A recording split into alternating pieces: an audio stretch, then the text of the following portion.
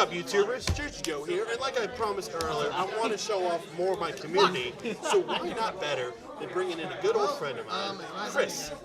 And he's got a really fun Tachikaze. Chris, tell me what you got here. Okay, so, like he said, it was Tachikaze.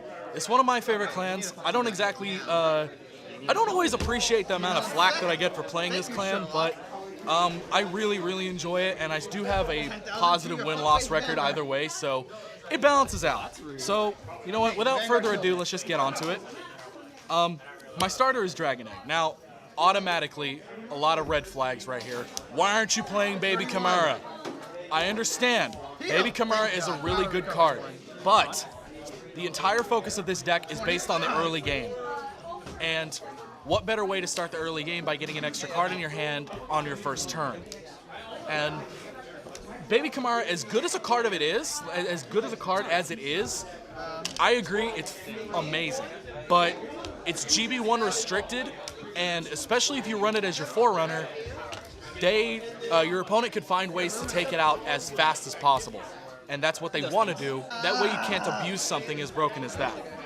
Now, triggers. I'm running 9 crits. I'm running 9 crits because this deck is focused on the early game. And obviously in the early game, you want to do as much damage as you can, and especially in Premium where you end up having to kill on first stride anyway. And so this card actually comes in handy quite a lot, not only in the early game as a booster for cards like Tank Mammoth, but especially on your restander turns, he helps your Vanguard swing for much bigger numbers. And then for my other triggers, 3 draw, 4 heal. One thing, I'm actually running a grade 1 PG and not grade 0s because of the Ichikishima matchup. Especially when they get to their, you can't guard with grade 0s or G guard. 90% of the time I'll have that in hand on their Vanguard swing or one of their bigger swings with crits, and I'll just PG with that and alleviates most of that issue. Now, the issue on heal triggers, I'm running 3 of the V-Series heal triggers and only 1 a Convalesce Honest, because you're doing a lot of drive checks and a lot of damage checks. You don't ever want to damage check this card because it's only a 5k boost, and in Premium that's not very good. Alright, grade 1 lineup. 4 Sonic Noah, 4 Lacerate Rex. This is the cornerstone of your grade 1 game. This is one of the best rides Tachikaze has to offer, and especially if you have him on rear guard, that makes for... That is considering this guy's attack hits, you've drawn an extra 3 cards just on this combo alone. And not only that, but it also goes very well into the stride game, because this guy counts as 2 cards for your Gluttony Nibiru's turns, and technically so does this, if you use him as a booster. And for my other grade 1s, I'm running 3 of the stride fodder, because you kind of have to. And these next 4 slots are very, they're up to you. So I'm playing 2 Savage Heroine, 1 Raven Terra, and 1 Styrako Lord. So the reason why I run Savage Heroine is because she's also a very good grade 1 ride. And especially if you have another grade 1 unit to attack on your first turn, she's a 9k, which is very nice. Also, on your stride game, she gains 3k for each of your engorged units. So, considering every stride that you have has the engorge ability, she's automatically a 9k by herself, and then she can engorge so to make her a 12k attacker. There it is. There we go. Raven Terra, I'm playing him because you go through a lot of your counterblasts. You go through counterblasts really fast. And so, as long as you have an extra soul to spare, you can call him back from the drop zone and get one of your counterblasts back, which really helps. And then Styrako Lord, which I explained, it's for the Ichikishima matchup. Now for the grade 2s, I'm running 4 Mega Rex. This guy is the best card in the deck. No one can tell me otherwise. So this thing is amazing in the early game, in the mid game, even in the late game, because as long as you have a rear guard to retire, you'll gain so much advantage off of this card. So what he does, for those of you who don't play Tachi, is when he attacks a Vanguard, you can retire a rear guard and draw a card. Then, if it's on the rear guard circle, you can give him a gauge for a counterblast, and he gains +5 for each gauge that he has when he attacks, which does really, really well in any stage of the game. For my other grade 2s, I'm running the GOAT, Tank Mammoth. If you've played Tachikaze, you know why I play Tank Mammoth. He's probably the best card in Tachi. And for my other grade 2s, I'm running 3 Cannon Gear and 1 Diablo Cannon. Now, you'll notice that Cannon Gear is an 11k base, and that really helps in the early game, especially against decks that want to rush you.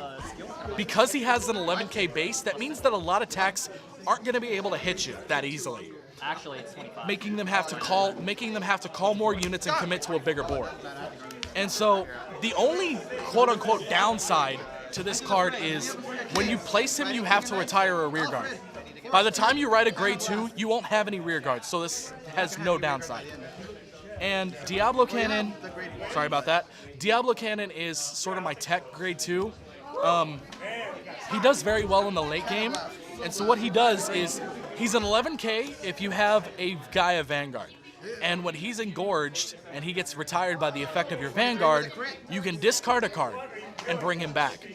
And the fact that it's a discard and not a counterblast or a soul blast really means a lot, because in Tachi you're gonna have a big hand anyway. And you can discard one of your, and you can just discard one of the cards that you don't need. Stop trying to distract me. I'm doing a deck list. You can discard one of the cards that you don't need and just bring him back. This does, I've made him go off like 3 different times on my GB8 turns, and he's amazing. My grade 3 lineup is very simple. I'm running 4 Gaia Emperor, 3 Gaia Desperado. So I love this guy. He's fantastic in 90% of our matchups. And Gaia Desperado now, I know a lot of people are probably going to get mad at me for that too. There are cards that you could run like Dark Rex or Heavy Arzen or something like this. However, this card actually does come in handy against quite a few of our really, really bad matchups, like Mega Colony or Chaos Breaker. Because, especially of the rear guard hate that those clans have, the fact that you can just get rid of your own rear guards and then for a counterblast get an extra card in hand makes it much easier for your defensive game. And then you could just play, a different stride. You could play a different kind of stride to, get around the problems that was. Hold on, let me restart that sentence. Because his ability will rather just give you an extra draw instead of trying to bring cards back that'll just get screwed over anyway by your opponent. It gives you a bigger hand, so you can have a better defensive game against them. Now, for my stride units, for my grade 4s rather, notice the sleeves. I really like these. I've had these for a while. I don't know why I haven't gotten rid of them. So, I'm running 1, 2, 3, 4 Gluttony Nibiros. Gluttony Nibiros is fantastic. Probably even better than Gluttony Dogma. And so, what Gluttony Nibiros' skill is, obviously he has Engorge. Like I said, every stride unit that I'm using has Engorge. And so when he becomes engorged, you can take a face-down card from your G-Zone and flip it face-up. And you can take 5 cards from among your rear guards and or gauges and put them into the drop zone. And if you get 5, you'll restand him. And he doesn't lose any drive checks, mind you. So as long as you manage to fulfill that 5-card condition, you get 6 drive checks, which is very powerful. And on top of that, just insult to injury, he also has an ability while face up in the G-Zone. You could Soul Blast 1 and choose one of your rear guards. You give him a face-down gauge, and then that unit also becomes engorged. So especially if you're on your second Nibiru stride, really helps out to fulfill that condition. I'm running 4 Devastate. Only one of these is legitimately SP. Like I said, it's the same reason why, it's the same mentality with why I run Gaia Desperado. is because of the defensive game, and especially units, and especially clans that really don't get along well with Tachikaze. But as long as you can call out rearguards, get a couple of attacks in, and then use Gaia Devastate to put them all into the drop zone, you'll get an extra 10k, an extra crit, and an extra drive, meaning that if they don't perfect guard that, they're going to take some damage. For my other strides, I'm running 2 Gaia Dynast. That's kind of up to you what you want to run here, but I run Gaia Dynast simply because of the field control element. Because what he does for you non-Tachikaze players is when he becomes engorged, like I said, all the strides have engorged, you can flip a copy of him face up from your G zone, then choose one of your rear guards. Everything in that column dies, and you countercharge 1. So let's say you have a rear guard over here. Does that fit in the frame? A little further back? Okay. And then you have a rear guard behind it. So you swing with that, you retire to engorge him, and then you use his skill. You choose one of your rear guards. And let's say your opponent has some rear guards in the same column as well. Everything dies. And then on top of that, you also get to countercharge 1, which really helps. GB8, I love this guy. This guy has only ever failed me once in my entire history of playing Tachikaze. What he does is, obviously he has engorge, but whenever any rear guard is retired, whenever your rear guard is retired, you choose one of your opponent's rear guards and retire it. And then, on top of that, you choose one of your rear guards. That unit and Vulcan Tyranno gain 10k until the end of the turn. So, have 2 units on the board, have them swing, Vulcan Tyranno swings, retire the 2 rear guards. Especially if you're on Gaia Emperor, they'll come back, and they'll gain 10k, he'll gain 20k. So he's swinging for 46. And for my G guards, I'm running Daimor Phalanx because, well, put simply, the Ichikishima matchup. Because the Ichikishima, the one Ichikishima stride prevents, makes most G guards vanilla. This card does not have an auto ability; it's a continuous ability. So it does gain that 5k shield. For my other G guards, I'm running 2 Blockade Ganga and 2 Bullish Primer. Blockade Ganga is for especially if your opponent's trying to get rid of a specific rear guard. 90% of the time, it's Mega Rex. And so you just, as long as you have another rear guard on the board to retire to use his effect, you can do it.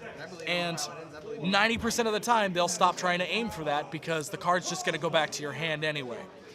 And this guy is the big defender of the deck because he gains 5k for each of your, he gains 5k shield for each of your open circles, which most of the time is 10k, is most of the time is 20k or even 25k shield. So that's it for the deck as it is.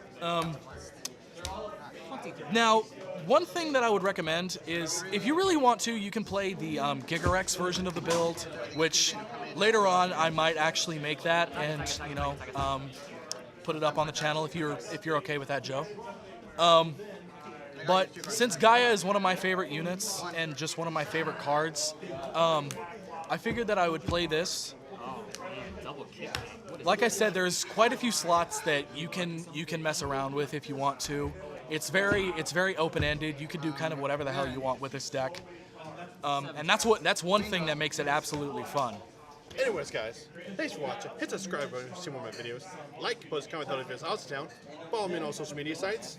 Don't forget to say hi to Chris in the comment section down below. This is Jersey Joe, and signing out.